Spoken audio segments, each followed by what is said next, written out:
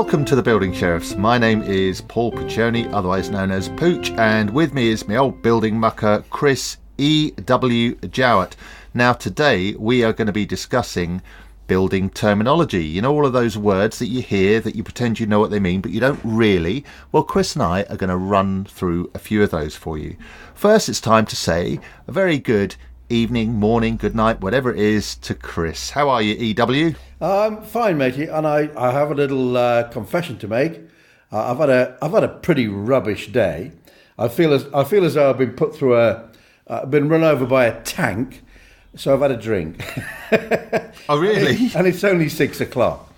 Why do you need the excuse of being run over by a tank to have a drink? I don't need any excuse to have a drink. My whole psyche, when I wake up at 6:30 in the morning, thinks, what am I going to be drinking tonight and when am I going to be doing it? So excuse doesn't come into it. This is because I just, sometimes you have a rubbish day and you just have a drink. Maybe an hour before you should really have a drink. This was one of those days.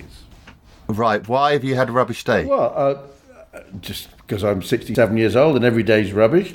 But I woke up last July with a sore neck. I've still got said sore neck.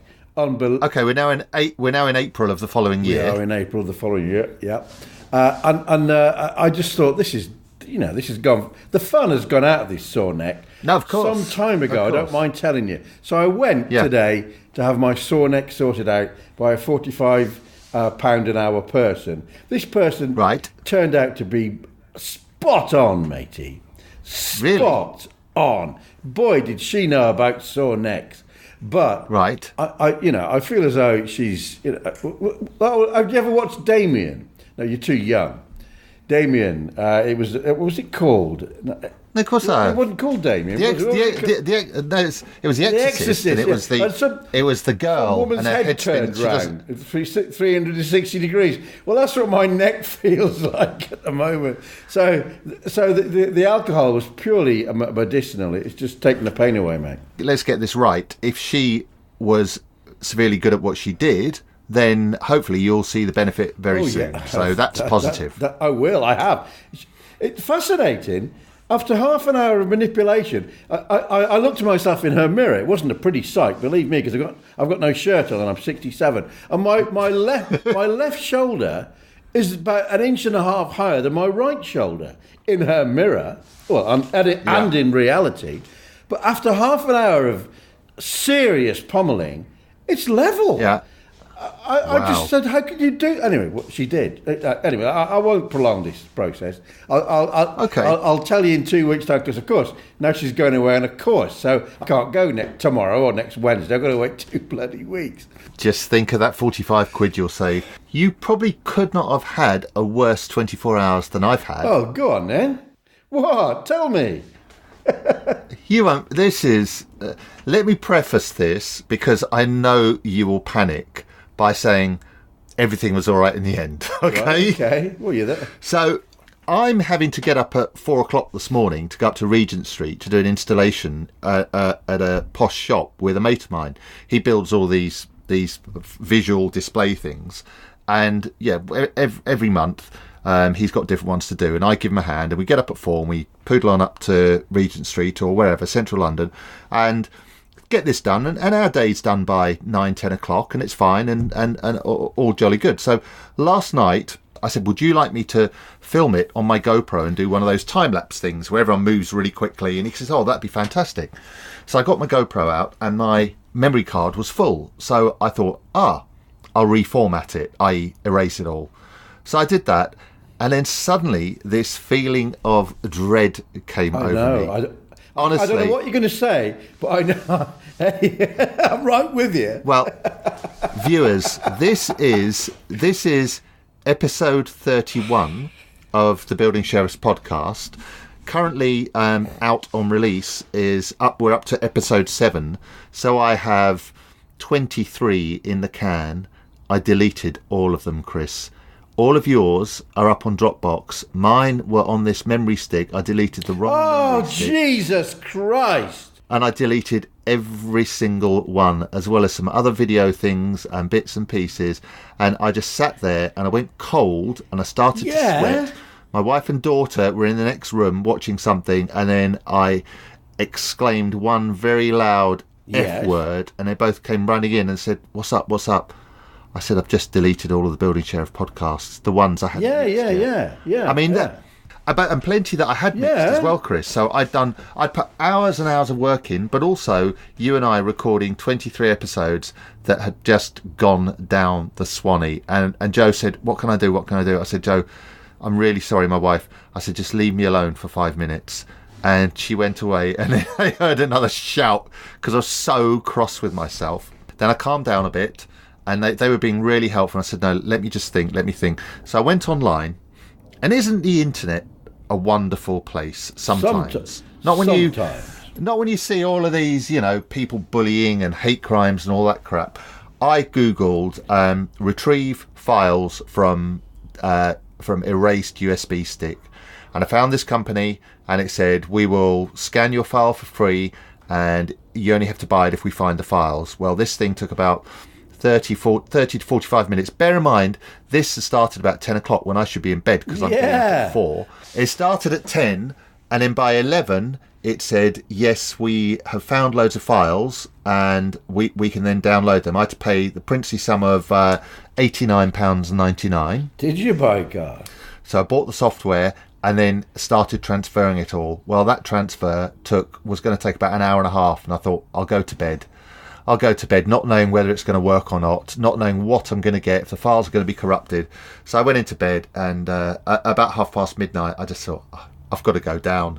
And I went down, and I was up till about 2 a.m, and I got them all back. But I found them all. They weren't in the same kind of hierarchy or file form, but I've got every single file back, Chris. Isn't that incredible? It is, because I don't know, where do they go when you deleted it? Well, that's the thing. I realised, and whilst I was waiting for all these files to load up, I thought, well, let me do a bit of research. And they don't actually delete them. It's not like throwing something in the bin. All they do is reset parameters, so you write over them. So they're always there. That's why when you take in Jimmy Savile's computer or something like that, even if he's deleted all of his nasty stuff, the police can find it because it's still there. You don't delete it, because if you were to remove all of that, you would then have no hard drive left. So it's a fascinating process. And honestly, so I've had 2 hours sleep, up at 4 o'clock, and I still hadn't had a good review. And I got back about early afternoon. Well, no, I got back mid morning. And I had a good look through them, and I found what I wanted, and then I had to go and do the job this afternoon. I've just come here now, and I'm knackered, mate. Hang on, wait a minute. What? I've just thought of something. Have I got to pay off that 90 bloody quid? No, you don't. You should. You should. Of course. Because I take all the responsibility, but you're not going to. Don't worry. No, of course I will. No. No. We're going to have a row online now. No. What it's done, Chris. It's a building Chris, sheriff outgoing, mate. Oh, mate. Okay. All right. Well, thank you. Talking about that, I don't think I would have been able to find the terminology to describe quite how I felt. I would. I can think of a couple of choice words. I know you can. So before we move on to those, let's move on to the subject today, which is builders' terminology. Welcome back to the Building Sheriffs. I always forget to do this, so much that it's probably so boring, but our website is www.buildingsheriff.com, and most of what we discuss on all of our podcasts is available at that website for free.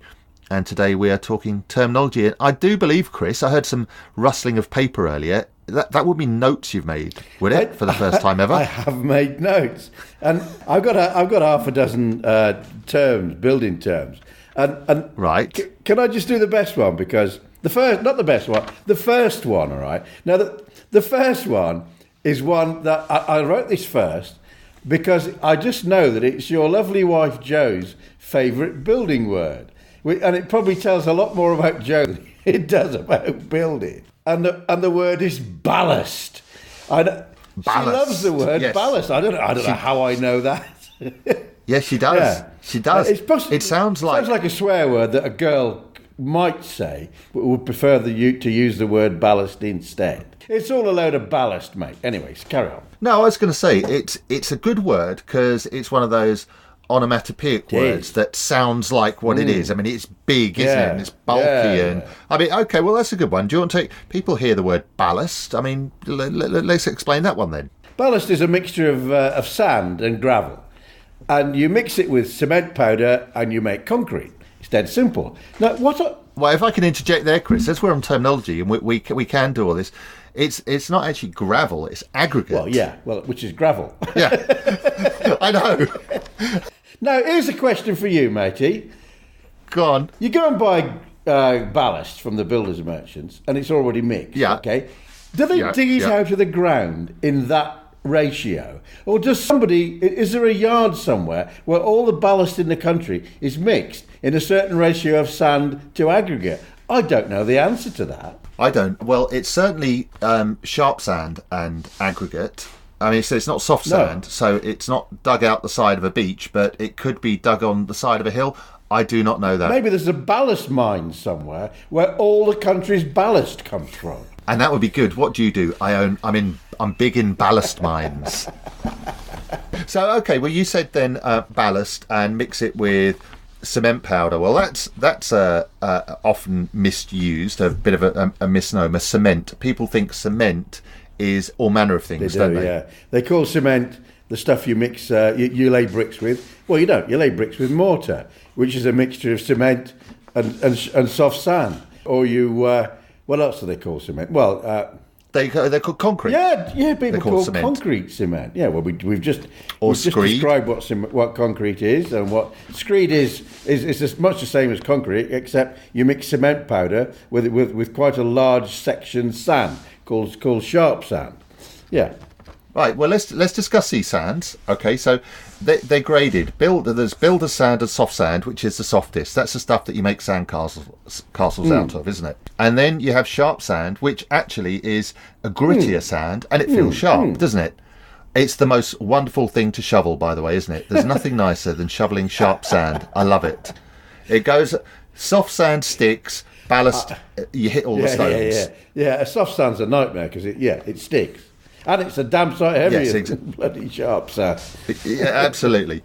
So, mortar. So, if someone's talking about their pointing being the mortar in between the bricks on their house, and they might have a build around, and if you look at the side of your house and you see all your bricks, but the pointing is coming away. I mean, that's quite an important job to do, isn't it, Chris? Repointing, yeah. Yeah, you rake out. I don't think we need to define that, do we? You rake out the remains of the rubbish pointing, which is rubbish pointing is always 60 years old because it takes that long to deteriorate. Yeah. You rake it out and you repoint it, and you repoint it with certain mixes of mortar, and these mixes are determined by the types of bricks that you're slapping the pointing in between. So if you're repointing a 600-year-old mansion made out of Tudor bricks, you probably use lime.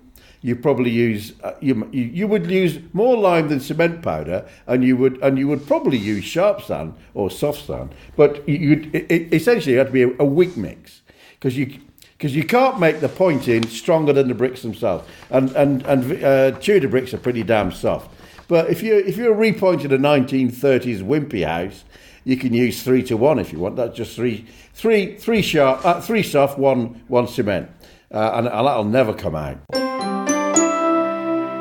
So if you look at our buildingsheriff.com/terminology, Gummy actually wrote most of these, and Gummy's a very funny chap. And if you look under M, you'll see mansard roof, a roof that is set back from the front wall of a building that rises in 2 pitches that form the attic. And you'll often see this in a kind of Dutch style building. It's a pitch that goes back at about 70 degrees and then it veers off. Under that, he's got a mansell roof.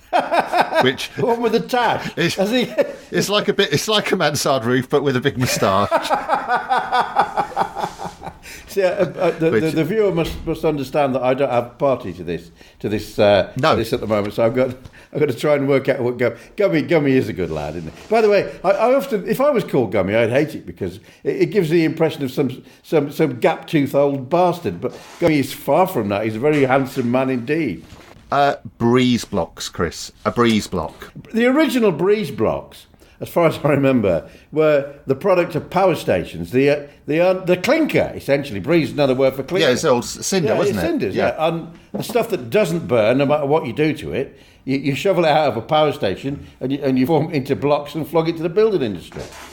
And it's kind of hugely aerated, so lots of air in it, and it's the type of thing that you've seen as a lad. We probably chucked one into a river and were amazed that it floated. Oh, because they will. Do they? Yeah. Well, I didn't. Yeah. Breeze blocks float. That. Didn't you? No. I remember being down at Canterbury Gardens with my brother and Anthony Chesterman, and they were young lads fishing, and a couple of bad lads came past. And where their floats were, they threw this massive, great breeze block in, and to ruin their swim, which they thought was highly amusing. We didn't, but we were quite fascinated by the fact it floated next to their floats. Yeah, it will do, Chris. It's all air. Fascinating. Right, I didn't know that. We all learn something every day, apparently. Go on, Em. What else? Well, we've got copings and dados and finials and mullions. Some of these, I do believe, are probably derivatives of the French language, aren't they, from when... Yes. I think so. So dados are quite interesting. Usually about a metre high, aren't they? 3 feet, and originally to... That would have been the height where, if you've got rising damp, it normally goes up to about a metre, doesn't it? And that's when they had the wood panelling, and that would hide all of the rising damp before we had damp-proof courses, and the dado rail would be on top of that. So that is just kind of... That's probably the original reason for a dado rail, isn't it? Yeah. One of my favourites is a purlin, which is a huge timber up in the roof. Sorry. Gummy's definition of dado is an Uzbekistani pop band. They'll be good then. Yes, they'll be good then. Yeah, exactly. Sorry, mate. Have you ever heard a good European pop record? You know that they don't have it anymore. Do you remember when you were kids? Well, probably when you were. It was something from Glenn Miller came out round in the summer, or what's his when George Formby was a summer record. But we always used to go on holiday, and you'd come back, you'd hear one record, and it'd be played over and over and over again, and then come home and it'd be number one, wouldn't it? It was usually wasn't it? And I'm not going to sing it anymore because at my age, you then start repeating it, and it'll wake me up at 2:00 in the bloody morning. That's called... do you know what that's called? I can tell you what it's called, yeah. Do you know the correct definition? Yeah, an earworm. Is it? Yeah, well, I have got. Yeah, it's called a good European record. It was called. I don't know. It was in German. 99 Red Balloons. And it wasn't so much the song itself, but the woman who sang it. No, it's Nena. Was it Nena? All I remember about her is that she wore leather trousers. And at this point... And she had hairy armpits. Well, of course she did. She was German. I know, but that was just quite surprising back in the day where you saw the pop videos, and we were so used to having British or American girls lifting their arms up, and then it was just so normal for Germans to be like that, and everyone was just outraged. This is mad, but that was the thing. You see this girl, and that's what most people remember about that video. No, I just remember her leather trousers, mate. Not so much the trousers, but the shape of them. Oh, okay, all right. Well, they're probably made like that, Chris. You'll probably get a pair and get she's into probably them. fat as a house actually, till she put them on. Now. Timber around the house. Go on, you've got one. I've got one which is an F story. Do you want to? Go on. Do you want to do that now? Yes, we shall. Now, viewers who do or don't know, if you've watched the show before, you'll have heard about the F, the man who does not have his own front door key, yet is 53 years old and married and a grandfather. And that used to work for Chris for 20 years and would spend all his money on drink, but was is a salt of the earth guy, isn't he? Oh yeah. You just want to be the F's mate, don't you? I haven't seen him for 15 years, but anyway. But the F was as gormless as buggery when it came to some things, other than drinking and womanising. Oh no, he doesn't womanise, did he? No. No, of course he's not. He's married. Right. Anyway, we're sitting in a van having our grub probably at lunchtime. And he by the way, I know exactly what you're going to say. I won't say it. Tell me if I'm right or wrong afterwards. The E word. That's it. Go on then. And he's obviously, for some reason or other, he must have finished The Sun or whatever. And he's looking at a newly built wall. No, we didn't build it. And there's a line of salts coming out of this wall, white, just white. The wall is stained white all the way along it, emanating from one particular line of mortar work on the wall. And he'd seen this before, and so he asked me what it was called, and I said, look, unbelievably, I knew the word because not many people do. It's called efflorescence. Yeah. And he said, oh, is it? And then he went, well, hang on a minute. He said, what is it then? When you got a hangover and in the morning you take an Alka-Seltzer. He said, what's that called? When it's all fizzing. What's that called then? Like I'm some sort of an idiot and I've got the name wrong. I said that's effervescence. And he looked at me like I was a true genius. I was Stephen Hawking. And he said, all right then, now he's going to throw the big one at me. Yeah, big time. The one that no bastard can answer. Yeah. And he said, all right then. He said, sometimes you go in an old lady's kitchen and they got one of those strip lights up in. He said, what's that called? I got you there, mate, was his unspoken word. I can't remember whether I told him or not, but there you go. Do you know what? I knew it as that story, and on the back of that, I seem to remember a dim, distant past doing some kind of research because in a very weird cosmic way the F made a good link there, because efflorescence and fluorescence, it's from the French to flower out, and so like flora and fauna and it's so the light comes out in that way, and the salts when they come out of the bricks they do the same. So John was kind of right in a way, but yes, Johnny F. The F. It's like, we'll have 10 seconds silence now for the F. That's it. Okay, yeah. All right. Is that your cat? Hang on, you just opened the door. Has he come back? Yeah, he's come back. Yeah, he went out and he's come back again. It's ridiculous. No, I thought he'd gone to live with the old lady up the road. Oh, no. And that's the other reason we had such a bad day, because we got a phone call yesterday afternoon, and I couldn't go this morning because I was up at Regent Street. He's moved up the road to this posh house to live with Anne and Colin, and they're in their 70s, and they there's no children there, and they live in a 5-bedroom house on top of Esher Hill. And and in the past year, since our big ginger cat has moved up to them, they feed him, although they say they don't. She rings us up every now and then. Oh, I think Rascal needs to go to the vet. He's due his injections. And me, I go up and I take him down. And then he broke his leg, and I took him up and got all that fixed. And then yesterday, Anne rang up, and she was all upset and said, oh, I think Rascal's been in a fight. He needs to go to the vet. And so my wife had to take time off this morning to take him up, 115 quid lighter. And I think we're drawing a line now. Where do you stand on this? So Rascal's moved out. He's moved in with Anne and Colin. Any time in the future, they're feeding him. He's their cat now, isn't he? He bloody well is at 350 quid a week, mate.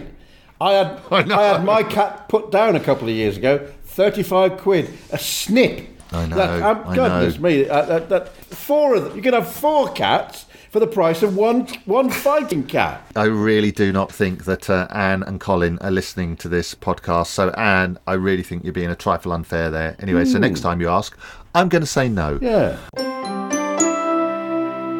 Right, Chris, we may have mentioned this before, but the classic building term, and if you hear a little judder in the mic, that's my other cat, also called Rascal Jr., his tail's hitting the mic. RSJ. That's the one everyone knows, isn't it? An RSJ. Nobody knows what it means. Of course they don't. Shall I tell them, Pooch? Yes, because the next time they're at the fabulous dinner parties, they will be able to say, oh, by the way, you see that wall's out, it's supported by an RSJ. Do anyone know what that means? No. They'll be so jealous where do posh people have dinner parties? Notting Hill. They'll be so jealous in Notting Hill if Clarissa knows it's called a rolled steel joist. But then, if Marcus comes back and says, what have we got here?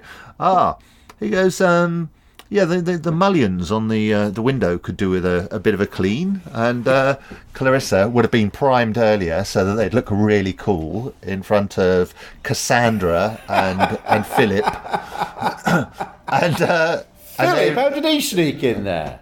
The dirty dog. Oh, she married down. No one likes him. Obviously.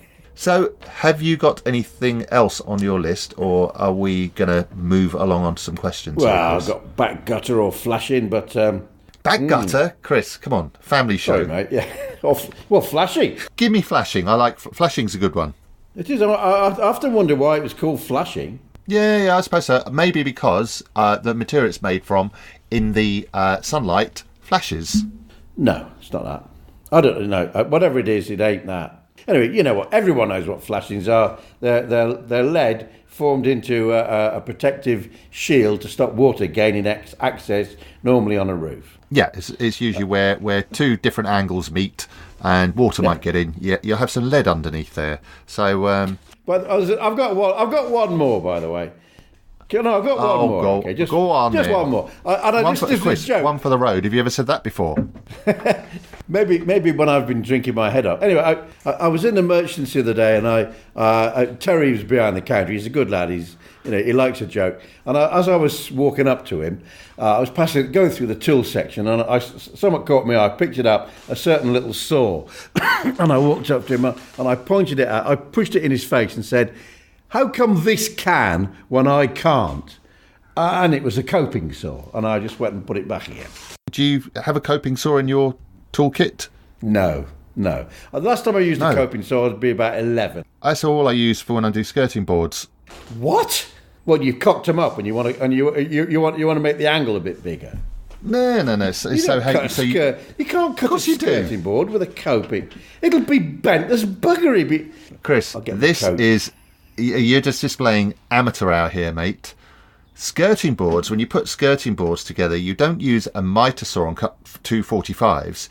You put one in straight, you cut a mitre on the other one, and then where you see the shape of the moulding, you cut round that with a coping saw, and it fits perfectly. Oh, the moulding at the top of it. Yeah. Sorry, mate. Yeah, I'm just thinking, you got a 7-inch skirt in, you want to stick a 45 mitre on it, and you get your coping saw out. You'd be there till tea time. Yeah, no. I think at this point it's time to move on to questions.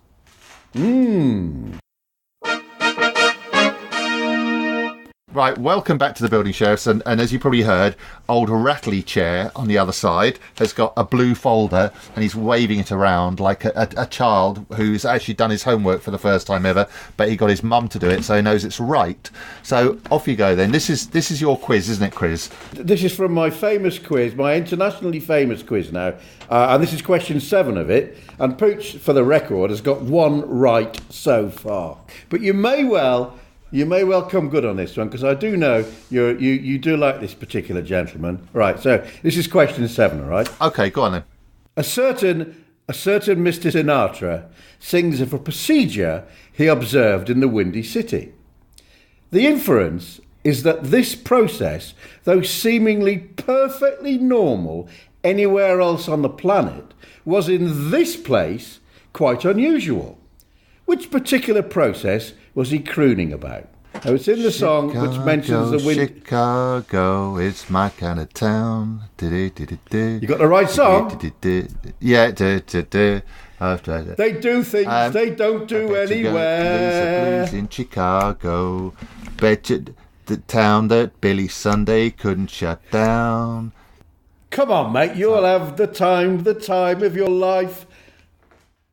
I saw a man, he danced with his wife. And he danced with Chicago. his wife, yeah. Chicago. Yeah, I saw him. That's a great line. Yeah, I saw a man and he danced with his wife. Well, can I have a half a point, Chris? No, you can't. 6 out of 7. Sorry, 1 out of 7. Right, that's my quiz over with. On to yours, mate. Okay, mine isn't a quiz. Mine is viewers' questions. And as we do twice a week, we get a question via email, and we have one on Twitter and one on Facebook. And the first one via email is from Don in Widnes. Now, Don says, we have... I thought for a moment it's going to be Don in Warrington, the old Rising Damp. Remember? No. Philip, the really posh guy. Do you remember Rigsby? The black guy in Rising Damp, Don Warrington. The black guy was... Oh, yeah, I do, yeah. You know, he's now in that programme about the... Never mind, carry on. Don in Widnes asks, we have an awkward space in our loft conversion bedroom where we'd like to have some cupboards. I found something that fits, not exactly passable, but this is £550. What are the pros and cons of building made-to-measure MDF cupboards in comparison to option 1? Take the cupboard, mate. It's going to cost you more to have one made. I mean, I charge 550 quid to take the MDF up into his loft. Yeah, Don, I'm afraid this is, if you go to buildingsheriff.com and have a look at MDF units, the thing about MDF cupboards, it's not just the making of them, which will be far more than 550 quid. Painting will cost even more than that. Unless you want to spend the next month of Sundays doing it, I would just spend the 550 quid and enjoy your new loft conversion. Yeah, absolutely. On to Twitter, and as we do, we are looking at what's trending. And trending today, Chris, is how posh are you? Hashtag how posh are you? Well, in answer to that, not well, hold on. Very, mate. No, go on, carry on. No. But I'm saying the story behind this is the Pheasant and Game Association have announced that they are to sell their birds in ready meals in supermarkets to counter the accusation that these foods are posh.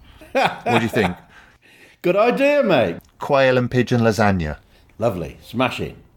I love game. Do you like it? I don't like game. I have a load of game up here. When we used to come, it doesn't happen so much now, but our barn, we'd turn up in the barn and there'd be a brace of pheasants hanging from the beam, dead of course. And Malcolm, he'd been out shooting and he just hanged them, and they were for us. And then we just looked at these in horror because we were lily-livered Southerners. I wasn't going to pull the feather out, let alone dissect the damn things. But all they do up here is with a brace of pheasants. That's 4 breasts, okay? They make a slight slit in each one of the pheasants in the right place. Rip out the breasts and throw the rest of the bird away. Yeah, I know. There's not a lot on the rest, is there? No. Unless you want to go to the time and trouble of pulling it apart, and because in Italy they eat any bird in the sky. You will find if you go to lots of places, you'll hear no tweeting. That's because the Italians have shot them all. They back? And I go back to this all the time. I mean, from my days as a kid, sitting down, the only thing my dad, 2 things he ever watched was Survival and Tommy Cooper. He loved Tommy Cooper and Survival, but he used to watch it, and if ever his friends came around, but they would watch it like you'd watch Keith Floyd or Rick Stein. It was, I wonder what that tastes like, and I wonder what that's all they're interested in.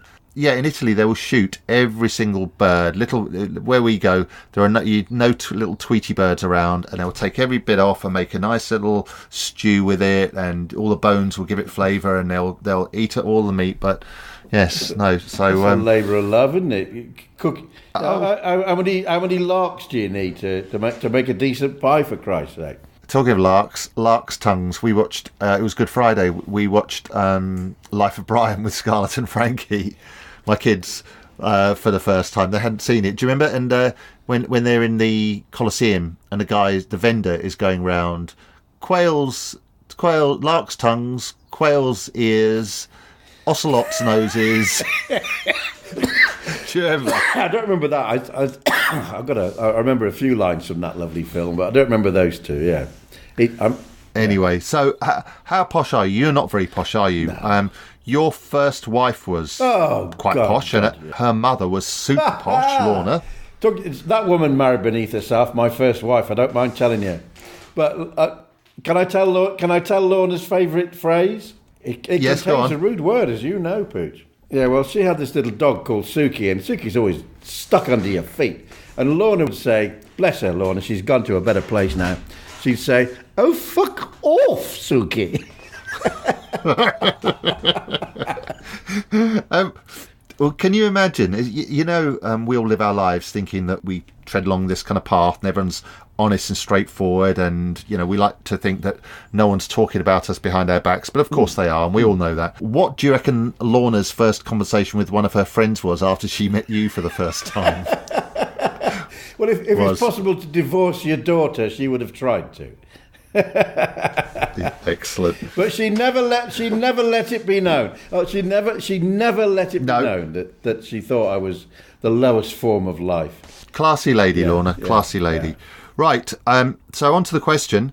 At Nicola Rice, I think that is, or it's either at Nicola Rice 1992 asks, our bathroom has a fan which comes on automatically with a light if anyone goes to the loo. It can be really annoying at 2 a.m. Are there any workarounds? So I imagine the fan's just hardwired into the light, and it'll have a run-on timer. Are there any work? No. Well, there's no work. Well, yes, you can get sparks in. It can direct you to a switch, so it doesn't come on when you turn the light on, and a pull switch on the ceiling. You simply pull the switch when you want the fan to come on, and pull the switch when you want the fan to go off. Yeah, it's possible to do, isn't it? A sparks can have a look in the. If there's a light socket outside, I don't know if it's a pull cord or a light socket. If it's a socket outside, the fan may be wired into that as well, so he may be able to put a double switch on there, or an isolator. A lot of places have an isolator above the door, don't they? Yeah. So you'll see. If you look, actually, a lot of people never have noticed that. It's mandatory. Yeah, it is. Yeah, look above the door, and there's an isolator switch there, and that will be turned on. But if you don't want your fan to come on all the time when you get up at 2 a.m, you could, just turn the isolator off and put it on again when you actually want the fan on. Much cheaper. Do that, Chucky, eh? Yeah, exactly. It's not rocket science, is it, Chris? Werner von Braun. Werner? Or Werner von Braun. Really? Von Braun. He was the Nazi guy who worked for Hitler and designed the V1 and V2 bombs, and he defected to America after the war, or went to America, and he was part of the NASA space program, and he designed the Saturn V rocket. So we effectively have someone who worked for the Nazis, rocket scientist, sending Neil Armstrong to the moon. Right, and what does he want to know? How to fix his aluminum siding? Yeah, no, it's the expression. It's not rocket science. Oh, I see. Right. Sorry, going off on a tangent. I had enough time to think of an American building phrase. Yes, I know. And I always like the word aluminum siding. I don't know why. It just makes me chortle. Well, it makes me chortle as well. But they don't. They have the word. Their word doesn't have an I in it. It's aluminum. It's not aluminium. Oh, really? So they spell it aluminum? Yeah. Oh, do they? In that case, they're right. Oh, bugger. Anyway, Facebook, Chris, my least favourite of the social media platforms. People are just on it all the time. Anyway. Nigel Hill says, we have a wallpapered feature wall. We want to paint it. Obviously fed up with the wallpaper. We were told that we can just peel off the top vinyl layer and paint the backing paper. Is this right, or can we just paint over the top? Yes, it is right. You can paint off the vinyl, pull off the vinyl player and paint the back. It'd look bloody awful. But it's perfectly possible. Yeah. Equally, they can paint over the top and it'll look awful. Would it actually take? Would the paint not just bubble and go into those circles? Yeah, it would. Yeah, it would react, wouldn't it? It would react. It wouldn't take. No, take it off, mate. And it's a bugger getting vinyl paper off. Because what you have to do is pull the front piece off first. And then you've got to get rid of the backing paper, which isn't so bad. A quick steam will get rid of that because it's thin as hell. To get the best finish on that, Nigel, this is probably more my area of expertise than Chris's. I would say, agree with Chris. Yes, take the front paper off. That will pull off nice and easily. If you know how to use a steamer, get a steamer on the wall and take the whatever paper you've got on beneath that, and then you'll probably have a plastered wall that'll need a bit of filling. And then I wouldn't paint that because it'll look awful. I would line it, and then hang some lining paper and then paint it. Right, yeah, because lining paper is designed to be painted, and because a plastered wall looks really flat and institutionalised. It does when it's painted. Yeah. If you put 1500 grade lining paper on, All right, it's only a millimetre thick, but it just changes the whole complexion of the wall. And when it's painted, it looks soft and lovely, a bit like me. It's yes, of course, through the gauze, Chris, or soft focus. But that is really funny, isn't it? Because plastered, if you just plaster it and paint, you're right, it looks so hard, doesn't it? And that lining paper with that tiny imperceptible texture it has does make it look better. Yeah. Anyway, listen to us being all designy. That's the end of the podcast. So if you don't want to hear what we're up to, thank you very much. Good night and goodbye. But I'm now going to go in, even though I've only had 2 hours sleep, and I'm going to sift through all of those files and just double check everything.